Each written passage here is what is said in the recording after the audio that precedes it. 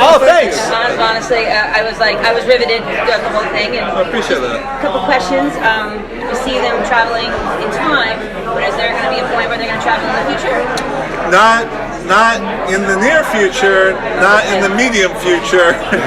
I think like if the show is successful for 3 or 4 years, then we might entertain the beginning of a conversation about whether we want to do it in the far future from that. Yeah, I mean, I think the show really lives, at least in its conception, as much like a fun, swashbuckling historical adventure than it does like a brain trippy into the future time travel show. I mean, what we love is this kind of fun, romantic, epic scope feel of like an early Spielberg movie where you're just hitting these iconic moments in history and running and gunning through them. And I think there's so much material, so much fascinating material to really, when you have all of history to play with, for us, at least for now, that's a lot more interesting to us than a fictional future.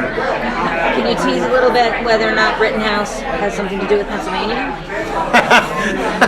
It has everything to do with Pennsylvania. We have to take you away from here right now. This interview's over. This interview's over.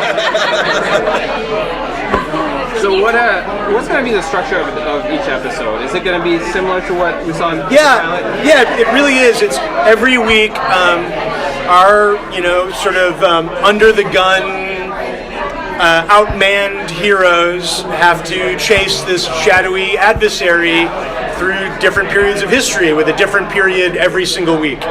And we did the Hindenburg. We can say that the second episode is the assassination of Abraham Lincoln.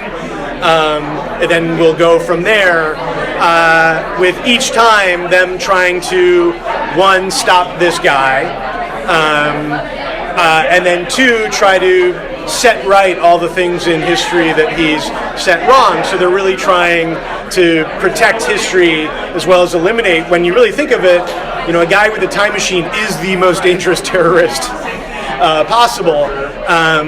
So it's stopping him and it's saving. With an incredible amount of visuals, we're building these amazing sets, incredible production value, and then we're throwing them away at the end of every episode because it's time to go to another time period. So then how crazy does the writer's room look like for you guys, keeping all this straight and all these things that could change in these moving parts? Here's how crazy the writer's room is that there are 2 writer's rooms. Yeah. We've literally had to divide up into 2 groups with like 4 boards each.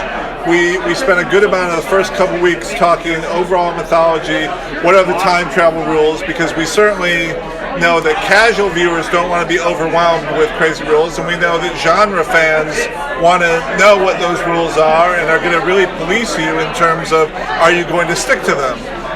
So we take that super, super seriously. We've done our research. We've challenged each writer to poke holes in our thing, and I've learned along the way just how incredibly passionate people are about their belief that they know what time travel rules are. For a science that doesn't actually exist yet, people feel very passionate that they know what they are, and so it's our job to make it clean and simple, in the way that Back to the Future had clean and simple rules, in the way that Quantum Leap had sort of clean and simple rules. We don't want to be too twisty and too mindfucky. We want it to be something that people can sort of say, okay, they made all the rules, they're living by them, we know what the obstacles our heroes face are, and now we can just enjoy watching and seeing what our heroes do. Yeah, as I say, you want to be Back to the Future, not Back to the Future 2. Well, at the end of the first episode, we saw that the future was changed, or the present, or however you want to. Yeah. I mean, is that something we're going to be seeing again? More often. I think we're going to see it as. I think it's going to live as the stakes of what happens if our heroes fail. I think the show would get muddled in a hurry if every single time they went back to the present, it was like a wildly different president, or as I say, it's like T-Rexes with Nazi armbands or Goose stepping down Fifth Avenue. They need to be fighting for a recognizable present. And really it was Shawn's idea, that twist at the end that I won't give away. And I think what was so good about it is it's not like you go on the news and there's no more United States. It's a very scary change, but it's a very personal one. And so I think one of the reasons that they're fighting to protect history is they're so scared that they don't know what's going to change, and that it might not be a big thing. It might be a really personal and painful thing that the rest of us don't even know has happened. And so it's more about living in that type of world, because again, we want our heroes to be fighting for the same reality that we all live and is recognizable to the viewer. So the fact that the character that you're sending back, the characters that you're going to be sending back are obviously diverse. There's a woman, there's an African American, and in the times that you're bringing them back, and we saw that in the first episode, there's going to be some awkwardness that comes about. Sure. That's putting it mildly. So is that probably going to come out more and more? It's not something that we want to overplay, but we certainly want to acknowledge the reality. You're referring to Rufus, who's the engineer and pilot, who's got to be the one to take them back these times, and he doesn't quite fit in as well. But that's one of the interesting things about genre time travel shows is you can get into things like racial identity and racism in a way that might seem heavy-handed if you were telling a present-day story, but you can tell these stories along the way. And one of the things we're trying to do, not even just about a regular casting, but even like extras casting, is show how the world has changed. So we want our present day to be extraordinarily diverse. Connor Mason, who's played by Parison Joseph, who's the guy who runs this, Sakina Jeffrey, who plays Agent Christopher, Gia, the girl who Rufus has a crush on. That world is sort of incredibly diverse. And now they go back to places that aren't always as diverse, and that in and of itself is a commentary upon the world that we live in. And we want to be true to what that experience is. In the second episode, Rufus meets one of the main guest star characters is an African American soldier who just finished fighting on behalf of the Union Army in the Civil War. This is right after the Civil War has ended, and he develops a relationship with that guy.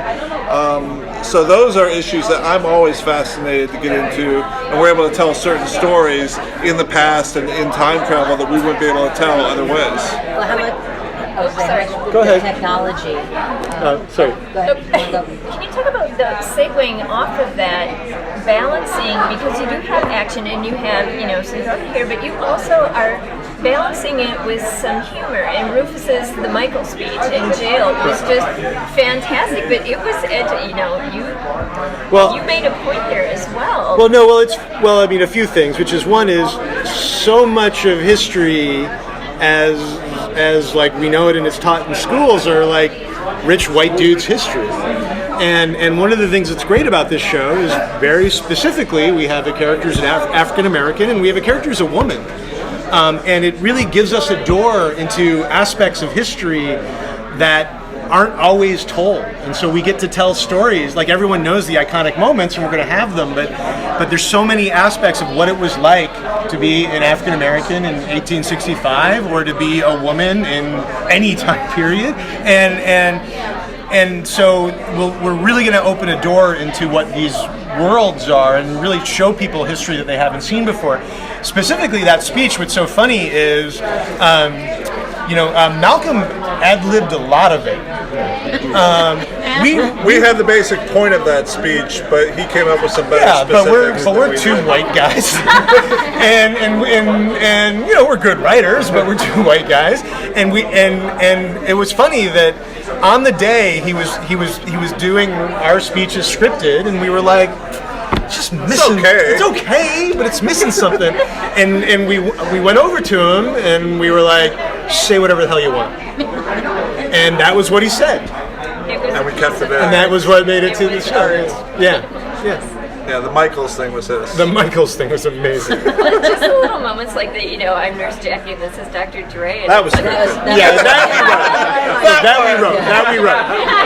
we wrote. I mean, how has it been working together? I mean, because you guys it's have done your own project. It's hard enough to run any show on your own, but a show with this many challenges.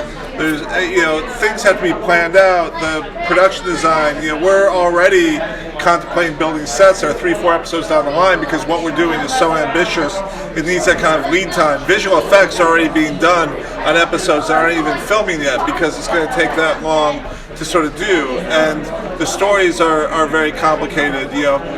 Yesterday I was in Vancouver for the first day of filming, and I spent all week prepping, it was a full-time job, and meanwhile he was back in LA pushing the scripts along, getting the outlines out, and normally that would have been me trying to do both and doing both at about 80% success. Right. And so with the show this ambitious, the hope is that with two of us who are so experienced, that maybe we can barely keep our heads above Right, water. exactly. And look, and I think, as Shawn said, when we first started working together, he's like, let's see how it goes, because, we're two people who are used to getting what we want. And how's that going to work? And I will say that it's worked amazingly well. Like, it's a backhanded compliment to say surprisingly well, but it's working surprisingly well. Like, we really get along well. We both are really dedicated and uncompromising when it comes to quality and making the scripts as great as they can be. I think we really complement each other well. I think we have different areas of expertise that combine to something that's greater than the sum of its parts. I think it's going great. It helps. Listen, Hollywood can be a very egotistical town, and it helps that each of us have had a very successful show under our belt. And at least for me, I don't feel the need to prove myself that I can do something completely on my own. I would much rather do a better job with somebody else than have something that just only has my name on it. And really, the reason why it works is that the best idea kind of wins, and it doesn't matter whether it comes from me, comes from him, or it comes from a staff writer on the show. That's right. We're just in this together. We want the show to be good, and we want to be able to go home and see our kids at night too. Yeah, that's right. Which we wouldn't be able to do if we were doing the show alone. No.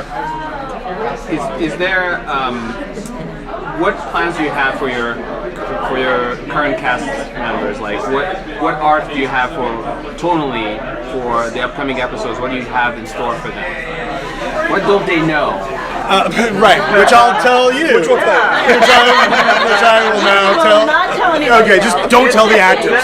Off the record. Listen, between Tell you the and audience, me, but you keep and it me, a but just secret. don't tell the actors. Okay.